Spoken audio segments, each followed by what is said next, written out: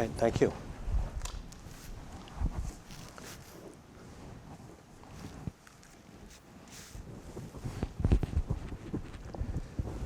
All right, everybody good to go? All right, well, welcome back. As always, we appreciate your coverage of Wake Forest football and our athletics program. Before we get started, I just want to congratulate both our men's and women's basketball programs for making the preseason. Or postseason, I'm sorry. I'm in preseason mode. They're postseason. But excited for both of them, and I know we have a big game tonight with the men in the first round of the NIT, and then the women tomorrow night in the women's NIT. And we wish them all the best, and again, it's exciting to be in postseason play. From a football standpoint, we start spring practice tomorrow. So it goes without saying we're excited to get going. This is a really important spring, and this will finish with our spring game, which will be on the ACC network at 2 o'clock. On Saturday, April 16th. So we hope Deacon Nation will come out, and we have good attendance, and we show on ACC Network the program we're building. And obviously, the more people we have on the stands, that helps continue to build the Wake Forest football brand. We break the off season into 4 quarters before we start the season. The first quarter is when they get back for the second semester. And the emphasis of the first quarter is on getting their strength levels back and building on it. And we just met for about 3.5 hours today, reviewing all the strength gains we've had. And Chad Berry and his staff did a great job. And all of our players are at a minimum back to their preseason strength levels in camp. And a lot of guys have made a lot of good progress. So we're always charting the amount of 1,000, 1,100, 1,200, 1,300, 1,400, 1,500-pound lifters we have, and we're kind of back in that sweet spot that we want to be after the season. And then the other thing is we want to get our conditioning levels. As you know, we have an off-season program here that we call the Awakening, that I feel the overall strength levels and conditioning levels of our football team going into spring ball, that we're in good shape. We will have some guys missing spring football because of postseason surgeries. We don't think that they'll be limited for the season right now. Obviously, that's depending on their rehabs. But as we start what we call now the second quarter of our off-season program, that's really the next 5 to 6 weeks of spring football. And there's many goals with the spring. Number one, we need to get the starters better. And playing at a higher level. As always, one of our challenges here is we've got to develop depth. I think one of the keys to our football team and our season last year is we had good depth. We were able to develop some depth across the board at running back, tight end, at receiver, at defensive line, linebacker, in the secondary. And that allowed us to sustain a level of play throughout the season. That is always a challenge here. And I think, getting to 25 guys on each side of the ball that can play at a winning level is where we need to be when we start the season against VMI. We've got to get our defensive players comfortable with a new defensive scheme. We've brought in 3 new defensive coaches, led by Coach Lambert, our defensive coordinator. There'll be similarities. There'll be some differences. And we've got to get comfortable. That we can play fast. Again, our goal is we want to play defense, not defenses. And part of that is getting guys comfortable with calls so they can read, react, and they can play fast and physical. There's things that we can get better on offense. Obviously we've lost some good players there. Zach Tom, I think was, one of the best tackles in the country last year. Brandon Chapman was a 2-year captain, a 6-year player, and a starter for us. Christian Beal-Smith, Corey Roberson. We lost good players, but when you include getting Javionte Nash back, and getting Donovan Green back, we really have 9 starters back on offense. And tight end's a position that we played multiple guys. So you lose Chapman, but Blake Whiteheart played half the snaps. And then at running back, we had a 3-way rotation, and you have Christian Turner and Justice Ellison back. So you really, in some ways, almost have 11 starters back on offense. So we've got to develop competition. We've got to fine-tune some things. And we just got to make sure that we're not complacent. And then, the big on special teams, we lost, arguably one of the best kickers in the history of NCAA football, Nick Skiba. And those are areas. I think last year on special teams, we went from average to good. On special teams, I'd like to see us take that step of going from good to great. So again, there's a lot going on in our program, a lot of good things, and happy to answer any questions you have about spring football starting tomorrow. Dave, you've said many times in the past that you're not sure what you would do if the perception of Wake Forest football changed to the point where all of a sudden you've got preseason attention, you've got preseason recognition. You're entering a 2022 season where you're most likely going to start the year nationally ranked. How does that change, and what does that mean about the perception of Wake Forest football?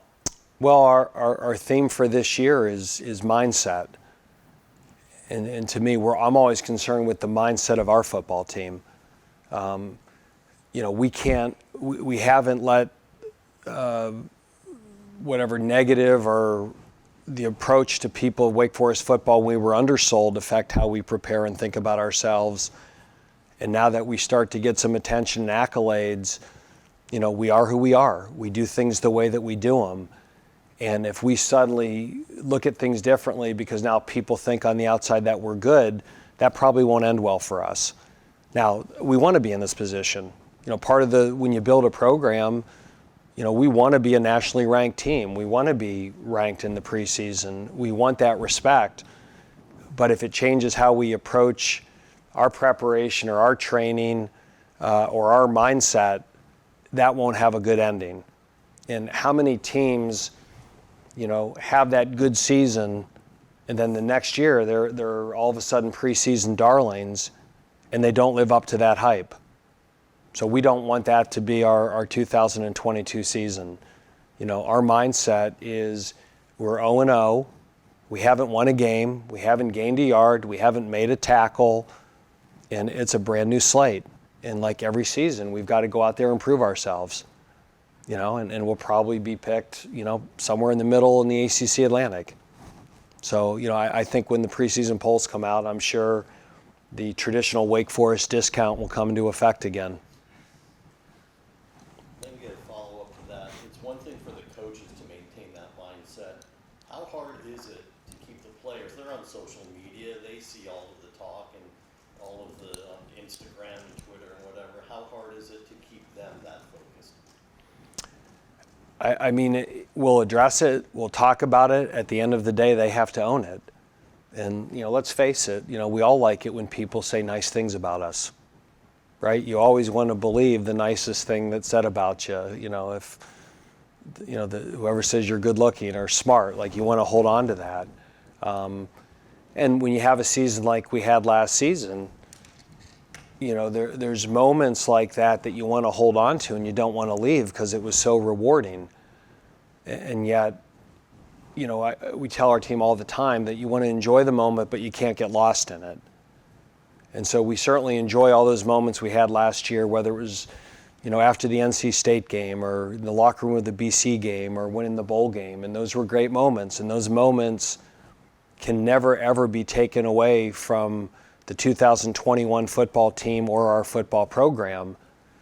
But if our mindset is we're still caught in those moments, that we're not going to grow and get better. And, I think the days that we sneak up on people are probably over. I think after, what we've accomplished the last 6 years, I think people, when they play Wake Forest, I think there's a little bit more respect for what we are and what we've done. And we're going to start getting better versions of our opponents.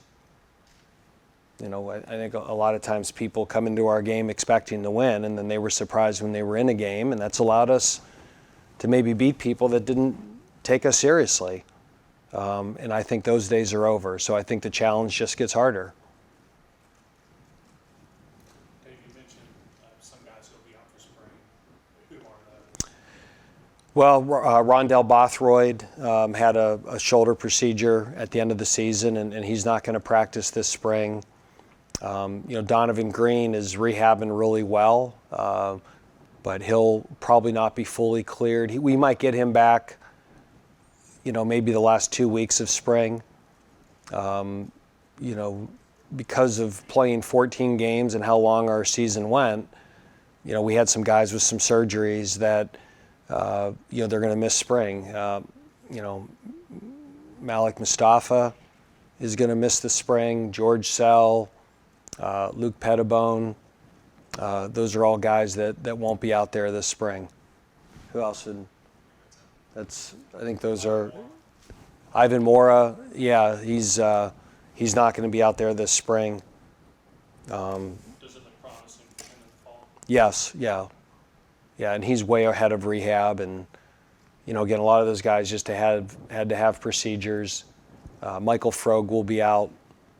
He got hurt in bowl practice, and we're hoping to have him back next season. So those are, we got about 6 or 7 guys that will miss a lot or most of spring. We don't think any of those guys at this point will miss the season. From who? We're hopeful to get Frog back. If his rehab goes well, there's a good chance we could get him back at some point in August or September, and he'd be ready for the second half of the season. Take me through the process of integrating the 3 new defensive coaches, and, timeline, how you decide what's going to be run, and then how long it takes to get down that path. I mean, it's a work in progress. And I said this when I hired Brad, that I thought it was really important to hire somebody that had been a proven Power 5 defensive coordinator, somebody that understood the ACC and Wake Forest, and understood our recruiting footprint. And Brad's a very experienced, very accomplished coach, so he's gonna run his system. I allowed him to bring in, I told him 1 or 2 coaches, and he wanted to bring in Glenn and James, and I was on board with it. I interviewed all those guys and felt great about them. So there'll be a lot of similarities to what we did. We've recruited for a certain system, and you can't suddenly come in and all of a sudden run a system that doesn't fit the skill set of the guys that we've recruited. But Brad will certainly add some of his own wrinkles and own change-ups to what we've done. So I think some of it will look the same, but some of it will be clearly different.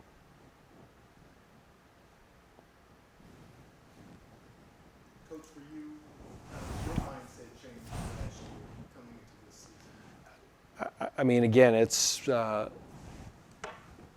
certainly was a rewarding year, and but I always look at it as it's a continuous incremental improvement. And so the thing that I'm most excited about last year is I think now it sets a new bar and a new standard for Wake Forest football. That helps with recruiting. It helps with fundraising for facilities or operational expenses. We want to take the success of last year to make our program permanently better, and we don't want that to be a one-year rise. And like I said, you get double-digit wins in football. You're part of an elite group of teams, and we want to stay part of that elite group. So I said the theme last year, good to great. What does that mean? It means double-digit wins. It means, being in the national rankings. It means being in the college football playoff picture. It means playing in bowl games on or close to New Year's Day. And those are things that we would like to be annual goals here. And I think every year those goals become more realistic. And again, not that we're going to do that every year. That's hard, but that's certainly our goal as a program now. And I think last year we proved that that is an attainable goal here. Dave, is there any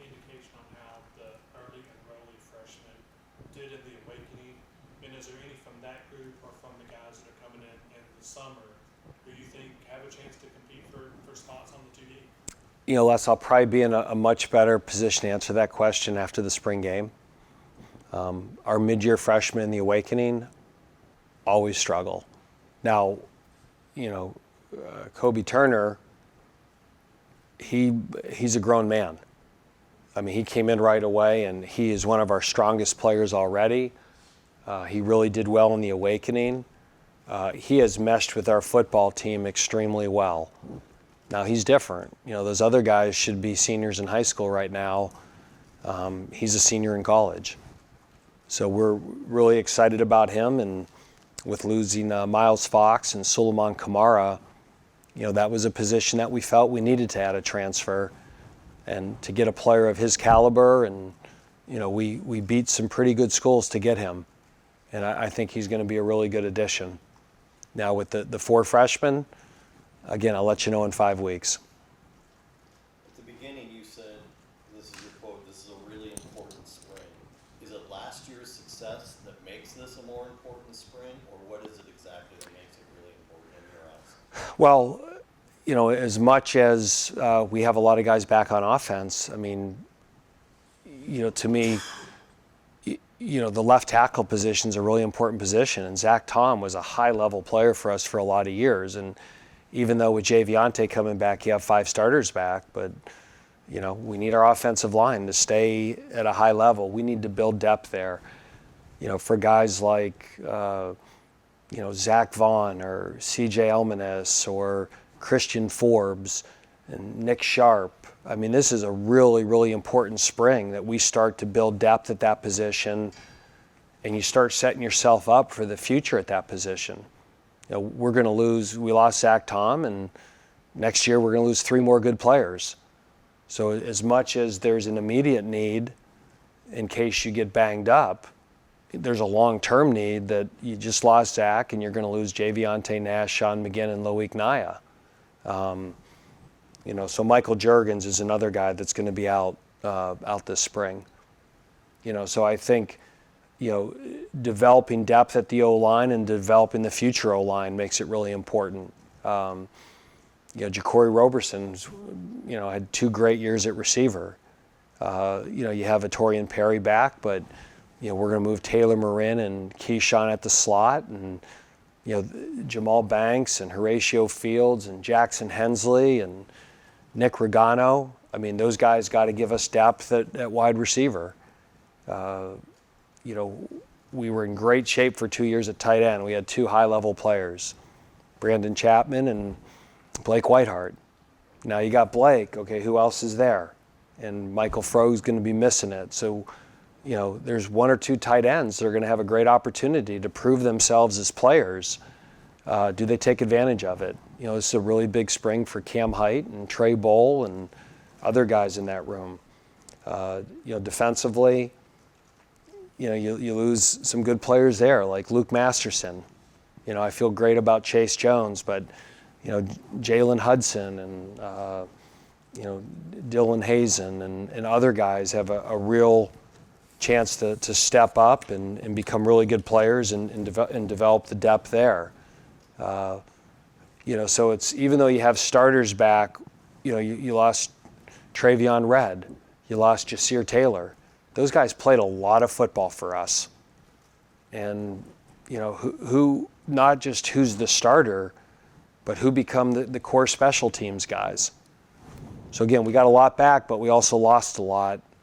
And every team has to form their own identity, their own personality. We had incredible leadership last year. I mean, Luke Masterson, he was a really good leader. Miles Fox, Jasir Taylor, Chapman. You know, you lose 4 captains that were here from when we started building this thing and got it to the level it was. And now you have a group of players that have never, ever experienced anything other than a bowl game their entire career here. And so they didn't realize how hard it was to even get to 6 wins and get to the Military Bowl in 16. And so it just, to me as a head coach, you never, ever want complacency to come into your program. And I believe we have a hungry football team. I think they enjoyed the success of last year and won it again. But, you start from square zero every year. And we need to be a humble and a hungry football team.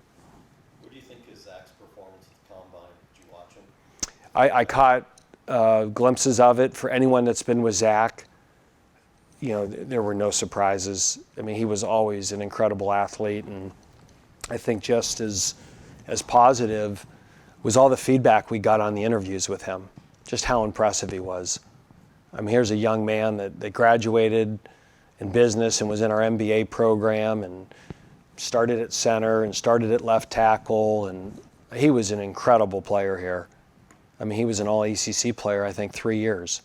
1 year, I think, second team, and then honorable mention, and then first team. So, I mean, when the guys don't catch touchdowns and stuff, sometimes but anyone who's been in our program for the last 5 years, I mean, Zach Tom was just the same person every day and performed at an extremely high level on a daily basis. That is not easy to do at that position.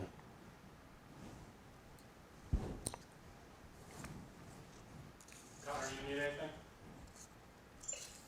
Can I ask if there's a theme or a replacement for good to great yet, or is that something you come up with over the summer? No, it's mindset. What is the mindset of our football team? Because being a champion is two different things. Is it a title or is it a mindset? And if it's a title, we continue to live in 21 and admire our trophy and admire our rings. If it's a mindset, we're hungry for more. And to me, the whole key to our football team this year is, what is our mindset? What's our mindset for every lift, for every workout, for every practice? And, how hungry are we to be champions? Were we satisfied with what we did last year, or do we want more? And it's hard. If you look at last year, Connor, I mean, how many games were one-play games? That if that one play doesn't happen, the whole season's different, right? If we don't hit the field goal against Louisville, if we don't, Torian Perry doesn't make that unbelievable catch at Syracuse, right? If at NC State, the onside kick bounces 6 inches to the left instead of 6 inches to the right. I mean, there was a handful of very close games last year that we found a way to win. And you find a way to win those games through details, through execution, through your mindset of knowing it's not going to be easy. And the second that we relax here and that we think that we just show up and it happens, it'll go the other way. And so I got to make sure that we maintain our culture, our work ethic, our hunger, and that we stay a very hungry and humble football program. And to me, that is our mindset of how every single player approaches every single day. And so that is our theme for 22. It's also a really good book. It's a great book. I don't come up with anything original, Connor. You should know that by now. And it's a great book written by a Stanford psychologist who, your approach to things and how you handle success and failure and your response to that determines your next outcome.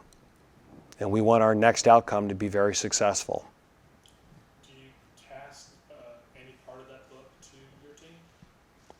Or do you just use some of the examples and be... That book is the last two themes I've chosen are pretty heavy readings.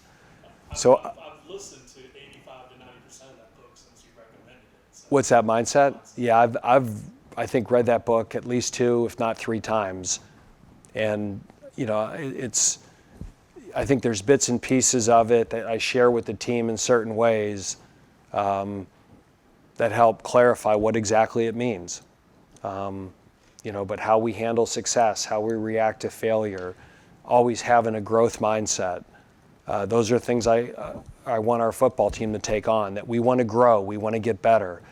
We're not going to live in the past of something that we're proud of, and we're not going to, it's not forgotten. We're extremely proud of what we did last year, and we enjoyed it, but we can't get lost in that moment. We got to, the 22 season's on. Let's go. Anything else for Coach Cass? All right, thanks for being here.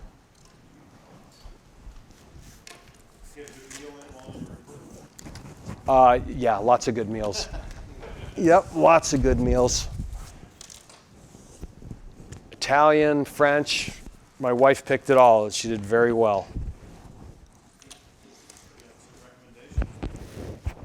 And just ask. Yeah.